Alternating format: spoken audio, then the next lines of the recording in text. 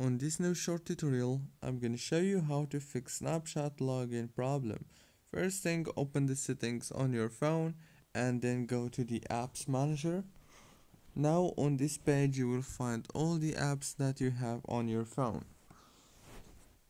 So all what you wanna do is wait a few seconds and then scroll until you find Snapchat and click on it. Now after you click on the Snapchat, it will take you into this page. Click here on this storage or internal storage option. Click on clear data and clear cache. Go back and click here on this force stop and go back to the settings of your phone again. Click on the wireless add networks and then go to the airplane mode, enable it and disable it. Very easy and simple as you can see. Don't forget to like, subscribe.